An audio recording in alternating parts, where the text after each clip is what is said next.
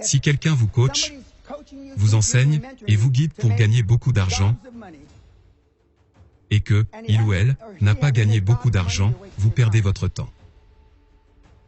Parce que les enfants ne sont pas programmés pour réussir. Mais de temps en temps, il y a des enfants qui ont été formés et programmés pour le succès. Vous avez ici le petit Tiger Woods quand il a 3 ans à la télévision, montrant aux gens comment frapper une balle de golf. Les sœurs Williams, elles aussi, ont été programmées pour le succès depuis qu'elles sont petites. J'ai été programmé par accident, ce que j'expliquerai dans une minute. Mais la plupart des gens sur la planète n'ont pas été programmés pour réussir. Qu'avez-vous fait pour programmer vos enfants pour le succès? En grandissant, mon père n'avait qu'un seul objectif pour moi, me garder en vie jusqu'à ce que j'atteigne l'âge de raison.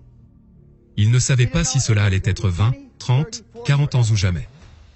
En 1983 et à nouveau en 1991, j'ai reçu le prix de l'homme d'affaires de l'année. Je ne prends pas ces récompenses à la légère. Je suis reconnaissant de les avoir reçues. Suite à ces honneurs, mon père était interviewé par la télévision CBS à Los Angeles. Vous devez être extrêmement fier de votre fils, blablabla. Et je l'ai supplié de ne pas se laisser interviewer. Mais il a regardé droit dans la caméra et a dit, « Bien sûr je suis heureux du succès de mon fils, mais le succès de mon fils n'est pas à cause de moi. Le succès de mon fils est en dépit de moi. » La doyenne de l'école de commerce était là, le docteur Shirley Telley. Qu'elle repose en paix. Et les journalistes lui ont posé la même question. Elle répondit, « Oui, je connais Danny depuis très très longtemps. La seule chose qui a changé avec Danny Pena, c'est que ses accomplissements ont rattrapé sa grande gueule. Et c'est une femme qui ne dirait rien en temps normal.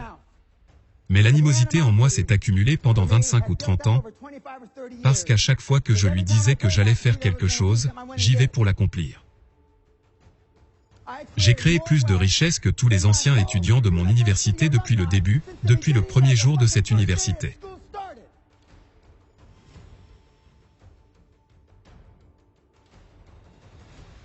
Et je lui ai dit que j'allais le faire il y a 45 ans. Une fois que vous n'avez aucune peur, la vie devient sans limite. J'ai demandé il y a quelques jours lors d'une conférence, « Dites-moi les enfants, et si vous n'aviez peur de rien ? Comment votre vie aurait-elle changé ?» Et je vais vous poser la même question. Et si vous n'aviez peur de rien? Rien? Homme, bête, finance, faillite, rien. Comprenez-vous ce que cela signifierait? Il y a des gens sur cette planète qui n'ont peur de rien, dont l'un se tient devant vous. Je n'ai peur de rien. Il est plus facile de construire des enfants forts que de réparer des hommes brisés. Vous savez, Steve Jobs a changé le monde. Je pense que tout le monde est d'accord avec ça. Mais il n'était pas si gentil que ça. Il sera jugé parce qu'il a changé le monde, pas parce qu'il n'était pas un type sympa. Elon Musk a changé le monde. Il n'agit pas comme un gars si gentil parfois. Il sera jugé pour le monde qu'il a changé. Maintenant, quelques informations. La première automobile qui a été conçue sur cette planète était une voiture à vapeur de 1770. La seconde était une voiture électrique en 1832. La troisième était une voiture à essence en 1838. Pensez-vous que si nous voulions vraiment des voitures électriques, sur cette planète, nous ne pourrions pas les avoir depuis 1832? La seule raison, à mon avis, et c'est l'opinion d'un homme, la seule raison pour laquelle nous poussons vers les voitures électriques, est parce qu'Elon Musk a mis un coup dur aux constructeurs de Détroit, et à toute l'industrie automobile. Je ne dis pas que ce qu'il a fait était bon ou mauvais, mais je vous donne simplement un fait. Il les a embarrassés et ils se sont sentis coupables. Puis ont commencé à fabriquer des voitures électriques. Vous continuerez à souffrir si vous avez une réaction émotionnelle à tout ce qu'on vous dit. Le vrai pouvoir est de s'asseoir et d'observer les choses avec logique. Et ce pouvoir est la retenue.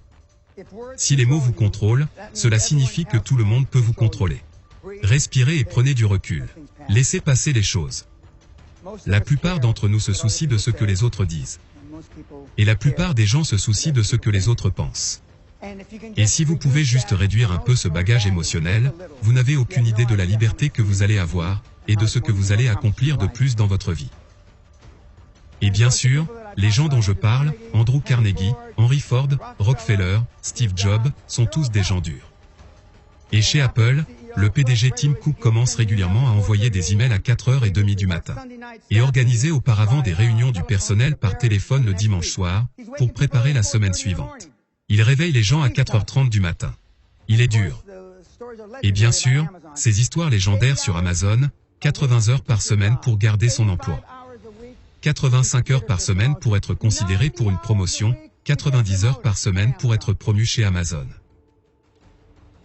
Et ces règles ne sont pas inculquées par la direction d'Amazon, ces règles sont inculquées par les employés d'Amazon, sous la pression de leur père, parce qu'ils aiment être les meilleurs. Ils aiment être les meilleurs. Et Elon Musk, son autobiographe a remarqué que seulement une centaine de personnes travaillaient au siège de Tesla et SpaceX, un samedi.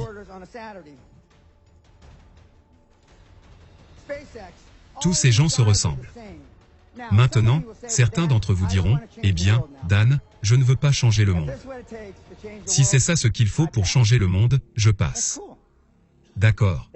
Alors tu n'as plus besoin d'aller à des séminaires, tu n'as plus besoin de lire des livres, tu n'as plus besoin d'écouter des podcasts. Tu vas avoir 20, 30, 40 heures par semaine de temps supplémentaire. Donc en vous disant ces choses, je vous sauve, d'une certaine manière, d'une vie de procrastination et d'inaction. Et je me fiche que vous m'aimiez ou non. J'en ai rien à foutre de ça. Tu peux dire toutes les mauvaises choses que tu veux sur moi. Allez le lire et dites toutes sortes de conneries, je m'en fous. Rappelez-vous, mon but est de sauver quelques-uns d'entre vous. Toute la nuit, pas d'amis, rien, Elon Musk révèle les 24 heures solitaires qu'il a passées pour son dernier anniversaire. Quelle honte! Nous avons un type qui a gagné 180 millions de dollars l'année dernière et qui a perdu plus de 50 kilos. Deux choses en même temps. Il est plus heureux de ces kilos qu'il a perdus que des 181 millions qu'il a gagnés.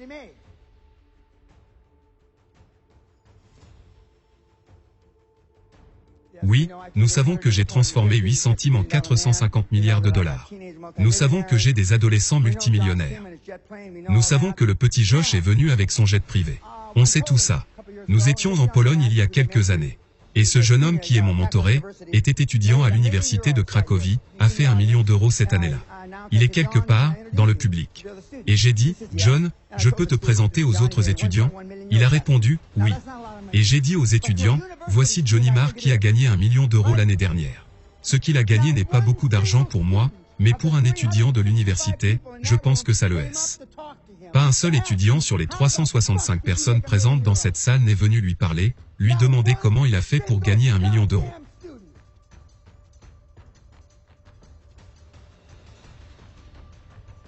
Et vous savez pourquoi? Parce qu'ils sont pas plus sérieux que toi. Parce que s'il leur disait comment il a gagné le million d'euros, il pourrait être amené à faire des sacrifices. Et la vie n'a pas besoin d'être un voyage. C'est un processus. Trouve quelqu'un qui est là où tu veux être, et copie-le, imite-le, modèle-le. Et avec un peu de chance, qu'il vous serve de mentor. Bill Gates tient son agenda, son calendrier avec des incréments de 6 minutes. 6 minutes. Donc en 1 heure, il a 10 réunions. La plupart des gens ne peuvent même pas dire bonjour en 6 minutes. Quand nos enfants sont sortis de l'université et qu'ils ont fait de grandes écoles, plusieurs diplômes de grandes écoles. Et au passage, tout le monde n'a pas besoin d'aller à l'université pour devenir une personne performante. Mais nous avons décidé que nos enfants devaient y aller. Et quand ils sont sortis de l'école, ils n'ont pas pu trouver de travail. J'aurais pu passer 2 coups de fil, un pour chacun, et lui trouver un emploi en 5 minutes. Même pas 5, 1 minute.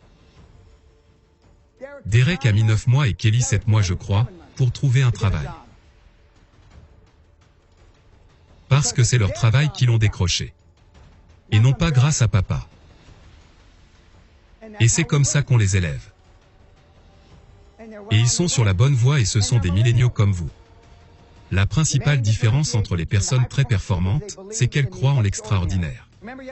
Rappelez-vous, hier, je vous ai dit que vous ne dépasserez jamais vos attentes les plus élevées et les plus folles. Jamais. Pour ceux d'entre vous qui veulent être millionnaires, vous ne gagnerez jamais 10 millions. Si tout ce que vous voulez, c'est avoir 10 millions, vous ne ferez jamais 100 millions. Mais ceux d'entre vous qui le veulent, et je ne dis pas que ce sont de gros chiffres, croyez-moi, ce sont des chiffres qui ne valent rien. Pour ceux d'entre vous qui veulent gagner 100 millions, vous ne serez jamais milliardaire. Parce que psychologiquement, tu vois, ton subconscient ne sait pas que tu te racontes toutes ces limitations. Votre subconscient commence à ralentir quand vous avez au moins 100 millions, 75, 79, 80 à 89, et puis tu t'endors à 96 millions. Et vous risquez d'atteindre par hasard votre objectif des 100 millions. Jack Welch l'a bien mieux compris que moi. L'équilibre entre vie professionnelle et vie privée n'existe pas. Il y a des choix de vie professionnelle, et vous les faites, et ils ont des conséquences. Il y a des conséquences au fait que je ne sois pas allé à la fête d'anniversaire de ma fille, pour ses 16 ans. De temps en temps, quand elle boit trop de champagne, elle me le rappelle. 20 ans plus tard. Il y a des conséquences. Mais sont-elles plus importantes que celles d'être complètement fauché quand on meurt? Vous vous demandez ça. Préférez-vous faire un choix entre le 16e anniversaire de votre fille, ou d'être complètement fauché, se retrouver dans un coin, sans abri, quand votre heure viendra? Vous me le direz. Et 99% d'entre vous dans ce public, 99% de tous les publics dont j'ai parlé, diront que je préférerais manquer le 16e anniversaire de ma fille.